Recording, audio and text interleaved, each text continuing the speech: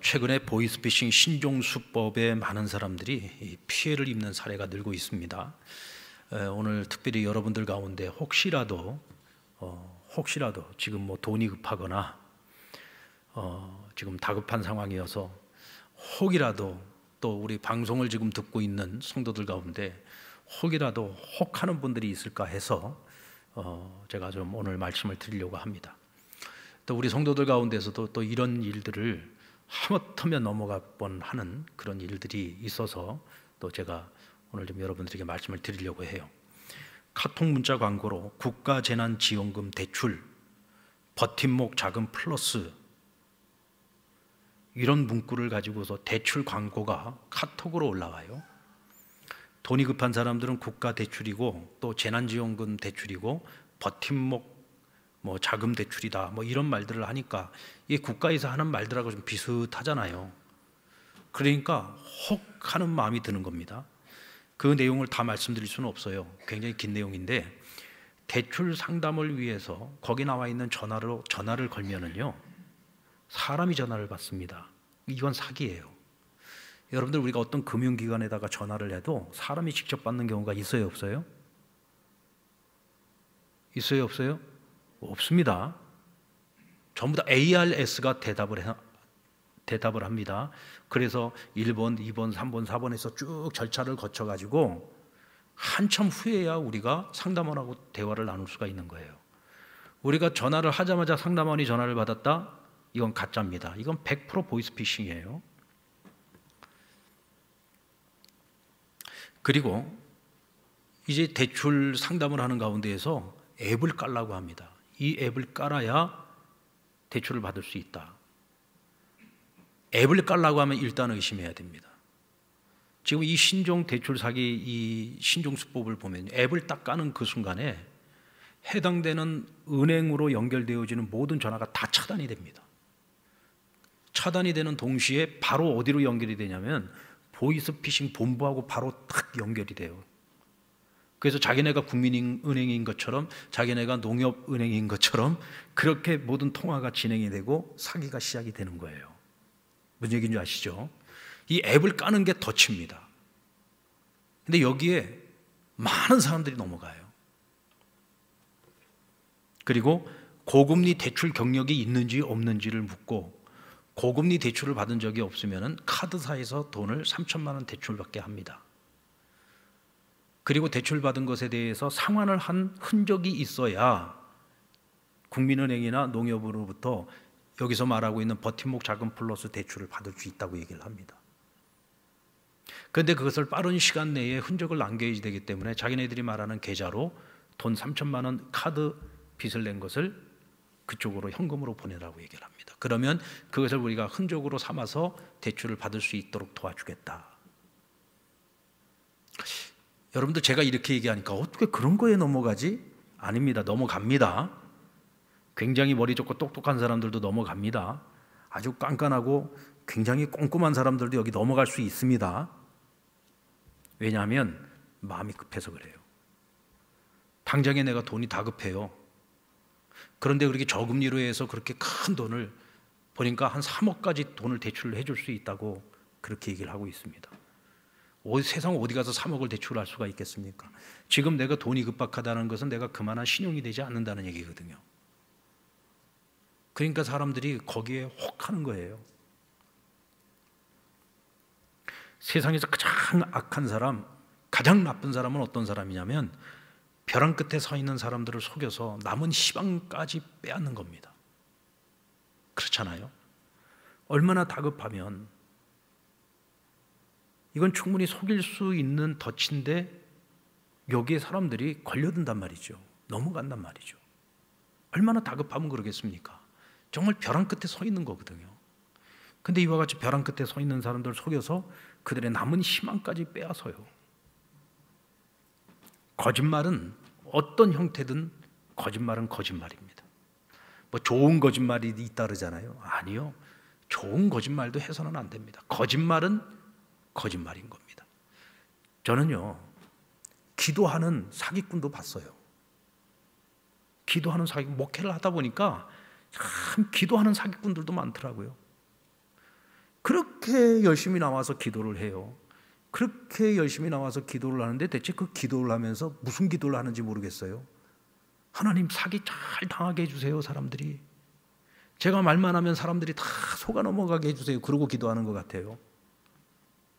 기도 많이 하는 사기꾼들도 있습니다. 세상에서 가장 나쁜 사람들이 거짓말로 사기를 쳐서 남을 망하게 만드는 거예요.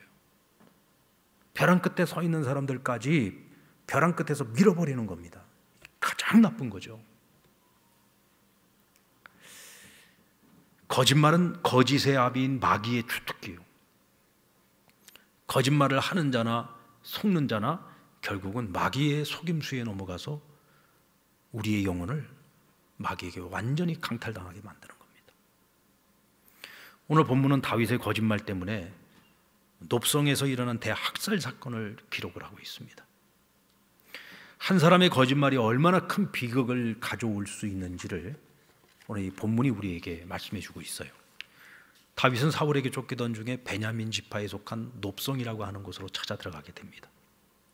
이곳에 하나님의 성소가 있고 이 성소의 제사장은 엘리 제사장의 증손자였던 아히멜렉이라고 하는 사람이 제사장으로 있었습니다.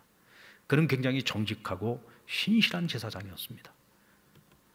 다윗은 도망치느라고 그동안에 제대로 먹지도 못했고 지칠 대로 지쳐 있는 상태였습니다. 그는 제사장 아히멜렉에게 거짓말을 합니다. 지금 자신이 사울의 비밀 명령을 받고 은밀히 임무를 수행 중인지라 자기와 함께하고 있는 사람들이, 군사들이 지금 다른 곳에 가서 다 지금 이곳으로 오고 있다. 근데 지금 몇 날 며칠을 우리가 굶어가지고 굉장히 지금 우리가 줄여 있는 가운데 있으니 나에게 떡이 있으면 떡 5덩어리와 좀 먹을 것을 좀 주라. 무엇이 되었든 먹을 것을 좀 주라. 그리고 우리가 급히 나오느라고 우리가 칼도 무장, 아무것도 무장을 하지 못한 채 나왔으니 이곳에 혹이라도 무기나 또 어떤 장비들이 있다면 그것을 내게 좀 달라고 부탁을 합니다. 2가지 부탁을 한 거죠. 먹을 것을 달라는 것과 칼을 달라는 거예요. 근데 아히멜렉은 이 다윗의 말을 조금도 의심하지 않고 고지껏대로 믿었습니다. 그래서 그에게 식량을 주는데 내가 보통 식량은 지금 현재 내가 가진 것이 없다. 그런데 내가 성소에 들어가서 늘 하나님 앞에 떡상 위에다가 떡을 갈아드리는데 내가 이미 지난 떡을 가져오고 새 떡을 거기다가 갖다 올려놨는데 이미 지금 지난 떡을 내가 가지고 있다. 묵은 떡을 가지고 있다는 거죠. 근데 여러분, 이 묵은 떡은요, 아무나 먹으면 안 되는 거예요. 율법에 의하면 이건 반드시 제사장만 먹을 수 있었습니다.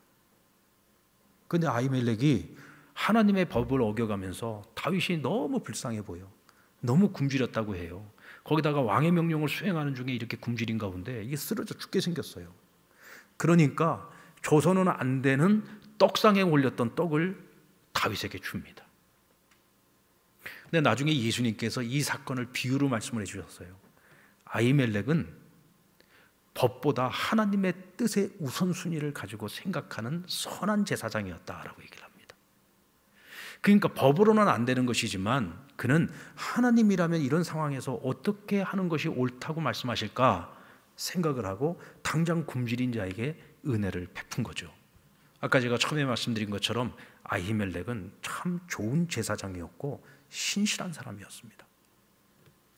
그리고 칼을 달라는 다윗에게 지금 성소에 무슨 무기가 있겠는가? 그러면서 생각을 해낸 것이 옛날에 다윗이 골리앗을 쓰러뜨렸을 때 그 골리앗이 가지고 있었던 칼이 전리품으로 지금 우리 성소에 보관되어 있다. 그 칼이라도 가져가려면 가져가라. 다윗이 좋다고 그 칼을 가지고 가죠. 아히멜렉은 다윗에게 이렇게 속아서 그에게 은혜를 베풀었습니다. 아히멜렉은 자신의 이 행동으로 인해서 훗날 자신의 가정이, 자신의 가문이 멸문지화를 당하게 될 거라고 꿈에도 생각을 못했을 겁니다. 왜냐하면 왕의 명을 받아서 일을 수행하고 있는 자에게 은혜를 베푼 일인데 그 일로 내 목이 날아가고 우리 가문이 멸문지화를 당한다는 거 어찌 꿈이나 상상을 했겠습니까? 여러분, 다윗이요, 거짓말이라는 방법을 사용하지 않았다면 어찌 되었을까요? 꼭 그렇게 거짓말을 해야만 했을까요? 거짓말하지 않고 정정당당하게 은혜를 구할 수는 없었을까요? 과거의 다윗은 그런 사람이잖아요. 그 어린 다윗이 그 거인 골리앗을 쓰러뜨리러 나갈 때 얼마나 당당했습니까? 만군의 하나님 여호와의 이름으로 내가 저를 쓰러뜨리라. 사울이 갑옷을 입혀주고 투구를 씌워주고 자신의 칼을 그에게 주는데 그 다 마다에 있잖아요. 물맷돌 하나 들고 나가서 그 골리앗을 쓰러뜨렸습니다. 결코 치사한 방법을 쓰지 않았지요. 양심을 속이는 방법 쓰지 않았습니다. 정정당당하게 정면 승부를 걸었습니다. 이게 다윗의 진면목이죠. 근데 오늘 다윗은 거짓으로 원하는 것을 얻었습니다. 시편 125편 1절, 2절, 5절 말씀을 우리 같이 한번 볼까요? 한번 같이 읽겠습니다. 1절 시작. 여호와를 의지하는 자는 시온산이 흔들리지 아니하고 영원히 있음 같도다.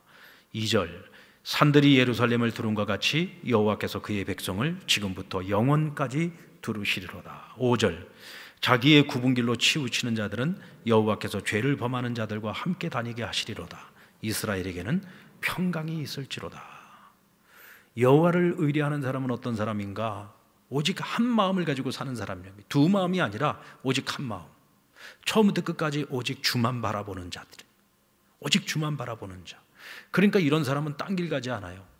하나님에게서 길을 찾지 엉뚱한 데서 길을 찾지 않습니다. 장깨를 부리지 않죠. 잔머리 굴리지 않습니다. 이런 사람들은 전명승부를 걸지요. 정정당당하게 싸웁니다. 왜냐하면 내 뒤에 누가 계세요? 여호와 하나님 전능하신 분이 내 뒤에 계시기 때문입니다. 다윗은 누구보다도 이 진리를 잘 알아요. 그래서 다윗의 시편들을 보면은요, 이와 같은 고백들이 얼마나 많이 나옵니까? 오직 여호와 하나님 한 분만으로도 나는 만족한다. 이것이 다윗의 고백이란 말이에요. 그런데 이때만큼은 다윗이 심하게 흔들리고 있는 것을 보게 됩니다. 다윗이 이와 같이 믿음이 흔들리고 정면 승부가 아닌 거짓말로 피해가려고 했던 이유는 뭘까요? 그것은 바로 극도의 두려움 때문이었습니다. 여러분들, 다윗이 골리앗의 칼이 이 성소에 있다는 이야기를 듣고 그거라도 가지고 가라고 할 때 다윗이 크게 기뻐했습니다. 9절 하반절을 보면 골리앗의 칼밖에 없다고 말하는 아히멜렉에게 그 같은 것이 또 없나니 내게 주소서. 그 최고입니다. 그 칼 내게 주십시오. 골리앗으로 트리로 나갈 때는 안 그랬잖아요. 주는 칼도 마다했습니다. 왜? 이건 나에게 안 맞아. 이건 내 것이 아니야.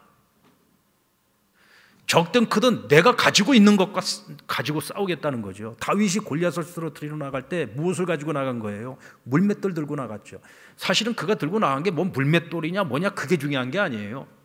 그가 무엇을 들고 나가든지 그가 들고 나간 건 사실은 그 무기가 중요한 것이 아니라 오직 믿음으로 나아간 겁니다. 그에게 최고의 무기는 믿음이었던 거예요. 전능하신 하나님에 대한 믿음. 그분이 내 뒤에 계시는데 그가 아무리 거인 골리앗이라고 할지라도 저는 하나님 앞에 밥이다. 저건 밥이 될 수밖에 없다. 내가 저의 목숨을 취하리라. 그리고 오직 믿음을 갖고 당당하게 나아갔던 거죠. 내 것으로 싸우는 겁니다. 남의 것으로 싸우는 게 아니에요. 그런데 오늘 다윗이 지금 골리앗의 칼을 취하면서 이게 최고입니다. 이거 하나면 됩니다. 그러면서 칼을 가져갔단 말이죠. 지금 변질된 다윗의 모습을 보고 있는 거예요. 오직 믿음으로 나아가는 것이 아니라 하나님을 온전히 바라보지 못하니까 세상의 것으로 그것을 대리만족으로 얻으려고 하는 거죠. 결국 믿음이 흔들리면 두려움이 찾아오고 그 두려움은 하나님이 아닌 세상의 것으로 만족을 얻으려고 하는 연약한 모습으로 나타나게 된다는 거예요. 우리는 이런 다윗을 보고 다윗이 어쩌다가 저렇게 됐지라고 생각을 합니다. 근데 여러분, 그건 이상한 게 아니에요. 왜냐하면 바로 이 모습이 어쩌면 저와 여러분의 모습일 수 있기 때문입니다. 어쩌면 우리의 모습이 골리앗을 쓰러뜨리러 나갈 때 그 다윗의 모습보다 오늘 아히멜렉 앞에서 보여주었던 이 다윗의 모습이 우리에게 더 친숙한 모습일 수 있습니다. 왜냐하면 우리와 별로 다르지 않기 때문에 그렇죠. 어쩌면 우리가 다윗보다 훨씬 더 은혜를 빨리 쏟아버리는 사람이고, 훨씬 더 빨리 믿음을 잃어버리는 사람이고, 훨씬 더 빨리 다른 길을 찾는 사람들이기 때문입니다. 여러분, 잊지 말아야 됩니다.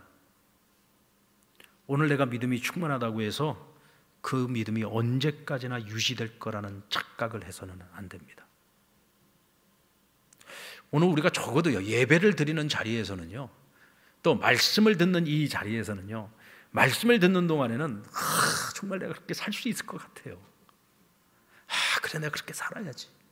내가 그렇게 살면 전능하신 하나님이 내 뒤에 계셔서 지켜주실 거야. 하나님께서 확실하게 내 길을 책임져 주실 거야. 그 믿음이 막 솟구쳐요. 은혜를 받는 거죠. 막 은혜가 충만한 거죠. 또 이제 우리가 말씀 끝나고 나서 우리가 찬양하고 막 함께 기도하고 나면은 막 용기 백배해집니다. 담대함이 생기죠. 그런데 교회의 문을 딱 나가는 그 순간서부터 하여간 이 세상의 이 영은요, 끊임없이 우리 마음을 시험하고 막 무너뜨리잖아요. 정말 불과 몇 분 지나지 않아서, 몇 시간 지나지 않아서 그 충만했던 마음이 한순간에 다 사라져버리고 또다시 현실을 보면서 또 근심하고 걱정하고 염려하고 절망하고 하나님 앞에 부르짖는다고 열심히 부르짖으면서도 자꾸 머릿속으로는 딴 길을 찾고 있고 비상구를 찾고 있고, 솔직히 그 모습이 우리의 모습 아닙니까? 사실상 다윗은요, 오직 믿음으로 살았던 그의 삶이 80이라면 오늘 보여주고 있는 이런 모습은 한 20 정도 된다고 볼 수 있어요. 그러니까 믿음의 사람이고 하나님이 그렇게 사랑하는 다윗이죠. 오늘 우리를 비교를 해본다면 아마도 우리는 한 20 정도가 오직 믿음으로, 한 80 정도는 기도하면서도 딴 생각하는 그런 모습들이 아니었나. 사실 오늘 이 다윗의 모습을 보면서 우리는 어쩌다가 다윗이 이렇게 됐노가 아니라 이 모습이 우리의 모습이요, 우리가 다윗처럼 흔들리지 않고 오직 믿음으로 살아가려면 우리가 어떻게 해야 될까? 저는요, 방법은 하나밖에 없다고 생각합니다. 긴장하고 살아야 됩니다. 긴장하고 살아야 됩니다. 긴장한다는 무슨 얘기냐면 내 믿음에 대해서 긴장해야 돼요. 하나님과 나의 관계에 대해서 늘 긴장해야 됩니다. 나 이만하면 됐지라는 생각을 하면 안 돼요. 우리는 항상 부족합니다. 내가 하나님 앞에 기도를 해도 내가 기도 생각 이만큼 하면 됐지, 만족하는 그 순간이 가장 위험한 때죠. 우리 항상 부족한 거예요. 내가 기도하고 있지만 이 기도만 가지고는 늘 부족해요. 내가 날마다 하나님 말씀 묵상하고 살아요. 그러나 내가 날마다 하나님 말씀을 묵상하고 산다고 할지라도 과연 묵상하는 이 말씀이 내 삶의 실천으로까지 이어지고 있는지를 우리 스스로가 자꾸 점검을 해봐야 돼요. 항상 우리가 하나님 앞에 깨어있지 않으면 우리의 믿음이라고 하는 건 한순간에 무너질 수 있는 것입니다. 그래서 긴장해야 돼요. 긴장하지 않으면 무너지죠. 오늘 이 다윗의 실수가 대단한 실수처럼 보이지만 우리는 매일 하는 실수 중에 하나일 수 있는 거예요. 다윗의 거짓말이 우리에게 주는 몇 가지 교훈이 있습니다. 거짓말은 습관이 될 수 있다는 겁니다. 어떤 사람이 중국집에다가 짜장면을 시켰는데 30분이 지나도 오질 않아요. 여러분 같으면 어떻게 하겠습니까? 30분이 지났는데도 짜장면이 오지 않는다. 인내를 갖고 기다리는 분도 계시겠지만 이 양반이 화가 나가지고 전화를 해서 왜 아직도 짜장면이 오지 않느냐고 화를 냈어요. 그랬더니 주인이 벌써 출발했습니다. 이제 곧 도착할 겁니다. 그랬어요. 그러니까 이 사람이 아이고 아쉬워라. 내가 그러지 않았지. 아직 안 보냈으면 탕수육도 하나 좀 더 시키려고 했는데. 그때 이 주인이 잠깐만요 좀 기다려보세요. 제가 확인해 볼게요. 그러더니 아이고 다행히 아직 출발하지 않았습니다. 그러니까 전화했던 사람이 아이고 다행입니다. 다 취소하겠습니다. 그랬다는 거예요. 이게 거짓말이라는 것도요, 이게 습관이에요. 습관. 너무나 뻔한 거짓말인데도 그렇게 거짓말을 우리가 아주 그냥 입에다 달고 사는 경우들이 많이 있잖아요. 일상에서 일어나는 이런 사소한 거짓말들이 이게 왜 무섭냐면 사소한 거짓말인 것 같고 아주 작은 거짓말인 것 같지만 이것들이 자꾸 반복되다 보면 이 습관이 돼버려요. 그냥 거짓말이 너무 자연스럽게 나오는 거예요. 자연스러운 거짓말이라고 해서 거짓말이 아닌 게 아닙니다. 자연스러운 거짓말은 거짓말이에요. 절대로 우리 스스로 그걸 합리화시키면 안 돼요. 그게 거짓말인 거예요. 이런 작은 거짓말들이 자꾸 반복되다 보면 나중에는 오늘 다윗과 같은 결정적인 실수를 저지를 수 있는 것이고 이것이 한 가정, 한 가문을 완전히 멸족을 당하게 만들 수도 있다는 거죠. 이게 무서운 겁니다. 거짓말이라는 것이. 다윗의 거짓말은 이번 사건이 처음이 아니었잖아요. 사울이 다윗을 처음 죽이기로 막 작정을 하고 그를 찾을 때 다윗이 자기 절친이었던 사울의 아들 요나단에게 뭐라고 했습니까? 내 아버지를 속여서 좀 나를 좀 구원해다오. 아들 보고 아버지를 속여서 나의 살 길을 찾아달라고 부탁을 했어요. 근데 그게 먹혔습니까? 안 먹혔습니까? 먹혔어요. 효능을 제대로 봤습니까? 못 봤습니까? 효능 제대로 봤어요. 그냥 위기에서 탈출을 했잖아요. 거짓말이 먹히고 효능을 확인했어요. 이게 거짓말이 한번 통하기 시작하면은요, 거짓말을 자꾸 반복하게 돼 있습니다. 이게 통한다는 걸 봤거든요. 처음서부터 이게 안 통했으면 다시는 거짓말을 안 했을 텐데 이게 통하는 걸 보고 나니까 그 다음서부터 야 이것 봐라 거짓말이 통하네. 그러면 또다시 자꾸 거짓말로서 도망칠 수 있고 회피할 수 있는 길을 자꾸 찾게 되는 거예요. 이 습관이라는 것이 무서운 거죠. 근데 여러분 거짓말은 드러납니까? 안 드러납니까? 거짓말은 반드시 드러나게 된다. 다윗이 아히멜렉을 속이던 그 자리에 누가 있었어요? 사울의 정탐꾼이었던 도액이라고 하는 자가 있었는데 이 도액이라는 사람은 에돔 사람이었습니다. 이 도액이라고 하는 이 에돔 사람이 다윗이 거짓말하는 걸 다 보고 있었어요. 거기다 아히멜렉이 거기에 속아가지고 먹을 것을 주고 칼을 내어주는 것을 다 봤습니다. 그런데 그 도액이라는 자가 어떤 자인지를 다윗이 알았어요? 몰랐어요? 나중에 그 집안이 완전히 멸문지화를 당할 때 아히멜렉의 그 가문에서 딱 한 사람이 살아남아요. 아비아달이라고 하는 자녀인데 그가 혼자서 살아남아가지고 다윗에게 쫓아와서 되어진 모든 일들, 자기네 집안 식구들이 거기다 제사장들이 다 도륙을 당해서 죽었다는 사실을 전할 때에 다윗이 22장 22절에서 이렇게 말합니다. 다윗이 아비아달에게 이르되 그날에 에돔 사람 도액이 거기 있기로 그가 반드시 사울에게 말할 줄 내가 알았노라. 내 아버지 집에 모든 사람이 죽은 것이 누구 탓? 나의 탓이로다 라고 얘기를 합니다. 도액이 어떤 사람인지 알았어요. 저 도액이 사울의 정탐꾼이라는 걸 알고 있습니다. 분명히 저가 사울에게 가서 다 고할 것이다. 그런데 설마 했겠죠. 그가 고한다고 해서 사울이 제사장들을 설마 죽이겠나라는 생각을 했던 거예요. 근데 그 설마가 사람을 잡았어요. 사람을 잡는 정도가 아니라 완전히 온 가족 제사장의 가문을 전부 멸족을 시켜버린 겁니다. 설마 하는 마음이 자신의 거짓말로 인해서 아히멜렉이 당할 고통을까지 생각을 못했던 거예요. 왜? 지금 당장에 자기가 너무 힘드니까. 자신의 유익을 위해서 거짓말로 다른 사람에게 엄청난 불행을 가져다 준 거죠. 여러분 거짓말은 반드시 드러납니다. 근데 여러분 이걸 아셔야 돼요. 이 거짓의 아비인 마귀는요, 우리에게 당장의 위기를 모면하고 당장의 유익을 얻도록 하기 위해서 우리로 하여금 거짓말을 하도록 조장시킵니다. 그래서 우리가 거짓말을 했어요. 그리고 당장의 위기를 모면했어요. 당장의 유익을 얻었어요. 근데 마귀가요, 절대로 그 상태로 끝내도록 하지 않습니다. 우리의 거짓말이 드러나도록 만드는 건 누구냐? 마귀입니다. 마귀는 우리로 하여금 속이게 만들고 우리의 그 속임수가 다 들통나게 만드는 것도 마귀입니다. 그래서 우리를 어떻게 합니까? 하루아침에 낭떠러지로 떨어지게 만들어요. 그동안 쌓았던 모든 것들을 한순간에 다 잃어버리게 만듭니다.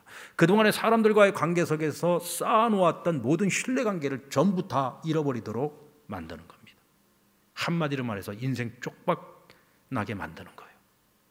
그게 누구냐? 마귀입니다. 마귀는 절대로 우리를 행복하게 만들지 않아요. 반드시 우리를 불행하게 만드는 존재입니다. 아멘입니까? 우리가 여기에 속아 넘어가면 안 되는 거죠. 거짓의 결과는 나도 망하게 하지만 남도 망하게 하고, 남도 망하게 하지만 자신도 망하게 만듭니다.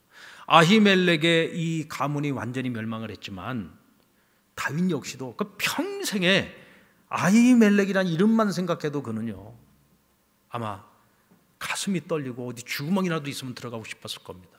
항상 꼬리표처럼 따라다니는 거예요.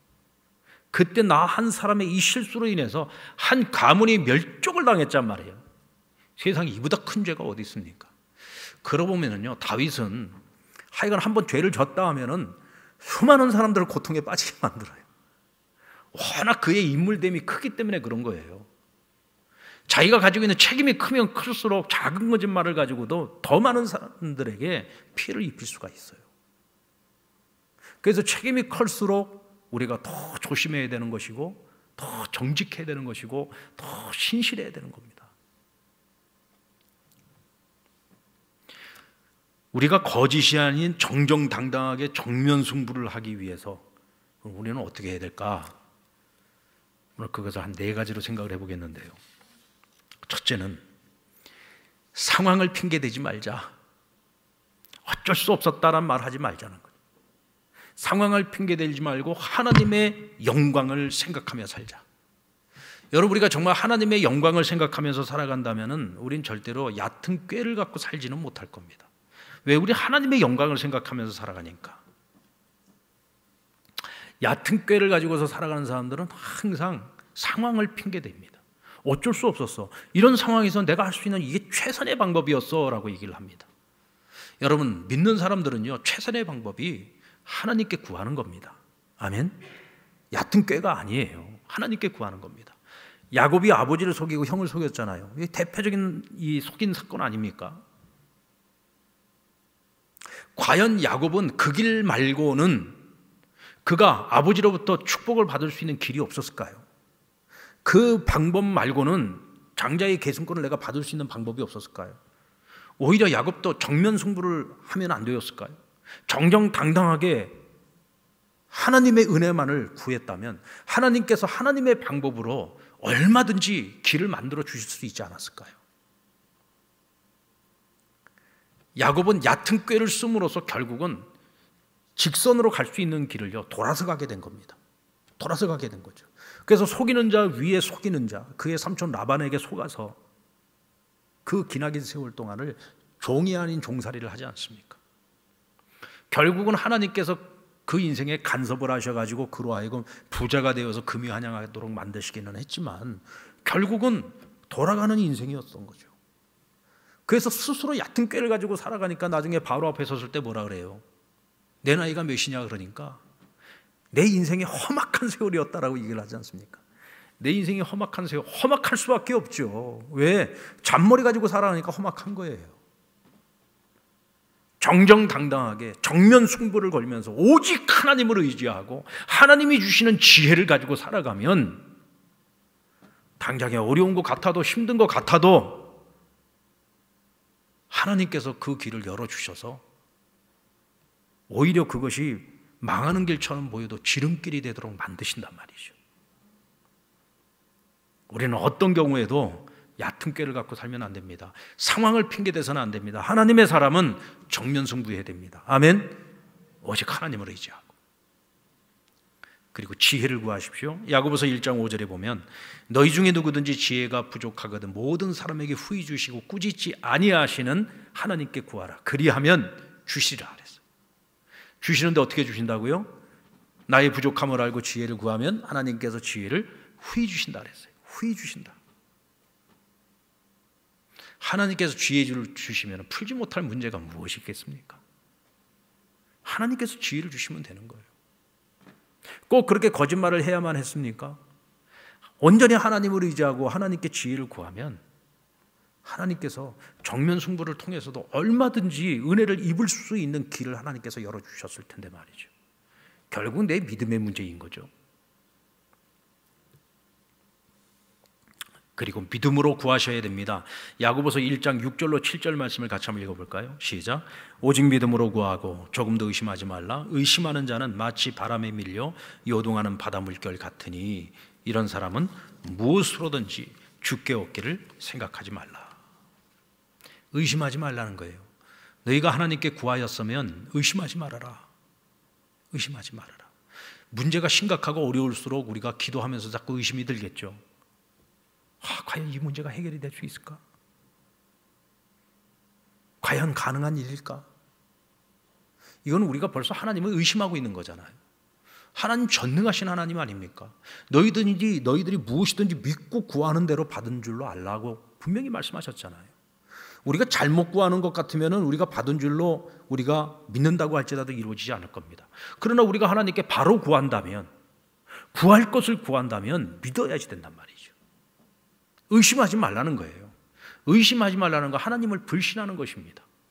그러므로 믿음을 가지고 하나님께 구하라.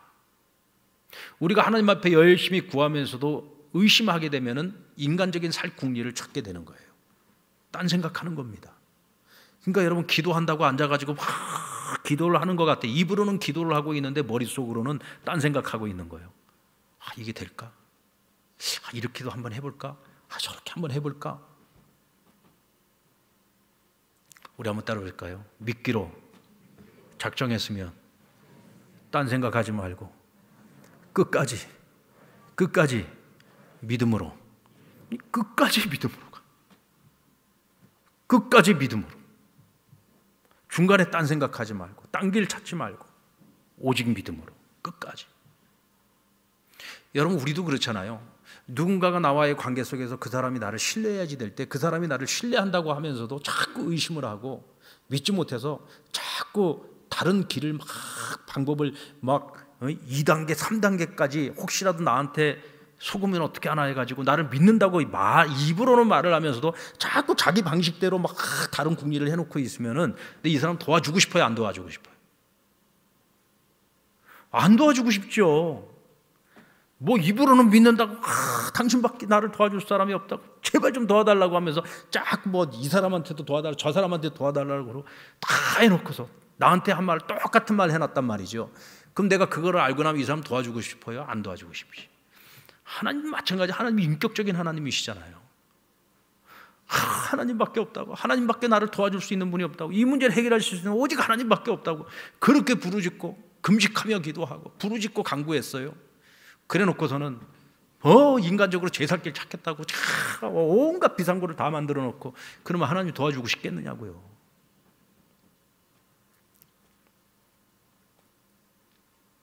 여러분, 끝까지 믿음으로 하나님 앞에 간구하시기 바랍니다. 어떤 경우에도 죄를 합리화하지 마세요. 우리 안에 죄가 있으면 회개해야 됩니다. 적당히 합리화시켜서 하나님까지 속이려고 해서는 안 돼요. 여러분, 우리가 핑계를 댄다는 말은 무슨 말이냐면 하나님을 속이려는 거하고 똑같은 거예요. 하나님을 기만하는 겁니다. 내 안에 죄가 있으면 솔직하게 정직하게 고백해야 돼요. 사울과 다윗의 차이가 바로 거기에 있어요. 사울은 항상 죄를 범해놓고서 하나님께서 그것을 책망을 하시면 항상 핑계를 댑니다. 아말렉과의 전투에서 분명히 하나님께서 그것을 취하지 말고 사람이나 생명 있는 것들은 다 죽이고, 그리고 그 탈취물들은 너희가 취하지 말라고 했어요. 근데 사울 왕이 어떻게 했습니까? 거기서 사람들도 자기가 종으로 삼기 위해서 남겨둔 자들이 있었어요. 전리품들도 자기를 위해서 취한 것들이 있었어요. 그래 놓고서 하나님께서 나중에 책망을 하니까 뭐라고 얘기합니까? 우리가 이 승리를 하고 난 후에 하나님께 제사를 드려야 되는데, 제사를 드리는데 가장 좋은 짐승을 바쳐서 하나님께 제사를 드려야 되지 않습니까? 이 아말렉 사람들이 가지고 있는 이 짐승들 중 너무 좋은 것들을 이거 하나님께 드리고 싶어서 이거 남겨둔 것입니다. 아주 그럴듯하지요. 그러나 이건 뭐예요? 거짓말입니다. 이건 지금 사람을 속이는 게 아니라 하나님을 속이고 있는 거잖아요. 하나님이 다 알고 계시는데 하나님께 지금 거짓말하고 있는 것 아닙니까? 결국은 하나님께 그가 버림받잖아요. 오늘 다윗을 보세요. 지금 아히멜렉의 집에 일어난 이 재앙이 다 누구의 탓이라고 고백합니까? 다 내 탓이라. 이거 얘기 안 해도 그만이에요. 아비아달이 찾아와서 그 얘기를 할 때 지금 우리 집안이 이렇게 됐습니다 얘기를 하는데, 지금 그 앞에다 대놓고 야 니네가 그렇게 된 거 다 내 탓이다, 이거 얘기 안 해도 되잖아요. 아무도 모르는 거잖아요. 얘기 안 해도 되는 거예요. 근데 지금 다윗은 그것이 모든 것이 내 탓이다. 이게 솔직하게 고백하고 있는 겁니다. 그리고 그 이후에 아비아달을요 자기 자식처럼 챙깁니다. 다윗이 나중에 나라를 세우고 난 후에 아비아달을 제사장으로 삼지 않습니까? 그리고 그를 끝까지 그 가정을 가문을 끝까지 책임져줘요. 바로 이 정직함, 자신의 죄에 대해서 숨기지 아니하고 솔직하게 털어놓고 고백하고 자신의 죄를 회개하는 마음, 바로 이런 마음이 있기 때문에 다윗이 다시는 이와 같은 거짓말을 하지 않기 위해서 끊임없이 긴장하고 스스로 몸부림을 치면서 살아가는 거예요. 오늘 이런 모습이 우리에게 필요하다는 거죠. 이때 우리가 정직하게 살 수 있고 신실하게 살 수 있고 진실한 인생을 살아갈 수 있는 겁니다. 그러면 우리가 그 어떤 상황 속에서도 정정당당하게 정면 승부를 걸 때 하나님께서 내 편이 되어 주셔서 우리로 하여금 피할 길을 열어주시고 살 길을 열어주시고 흥하는 길로 우리를 인도해 주시는 겁니다. 아멘입니까? 오늘 저와 여러분이 오늘 이 말씀 앞에서 결단했으면 좋겠습니다. 정직하게 살자, 진실하게 살자, 신실하게 살자. 그것이면 충분합니다.